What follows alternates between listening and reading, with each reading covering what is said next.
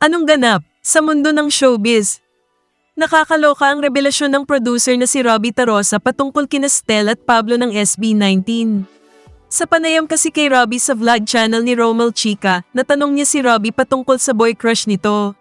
Aminado si Robbie na bagamat married na siya sa kanyang partner abroad, crush daw niya si Stel dahil sa husay nitong kumanta at humataw. Not necessarily naman daw na may balak siyang asawahin o tikman ito to that extent.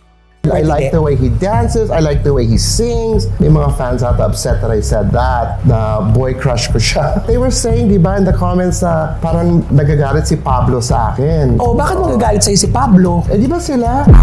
Pablo and Stel, di ba yan yung... Kagrupo lang yun. Ay, hindi ba sila? Uy! Magagrupo yun! Di ba parang sila tapos naghiwalay tapos the other member parang nag-selos or something? Uy, panilalaki sila sa SB19. Bakit? Oo nga. Saan mo naman nakuha yung chismis na yan? Showbiz friends. Para kay Robbie, magandang couple sina Stel at Pablo kaya hindi raw dapat magalit sa kanya si Pablo dahil wala raw siyang intensyong magkaroon ng relasyon kay Stel. Nang makita raw ni Pablo si Robbie sa concert ni Ding Dong ay tila tinaasan daw siya ng kilay. Sabi pa ni Robbie, baka dumating daw ang puntong mag-produce siya ng concert para sa SB19. Samantala, wala pang tugon, reaksyon o pahayag ang kampo ni Stel, Pablo at SB19 patungkol sa mga revelasyon ni Robbie.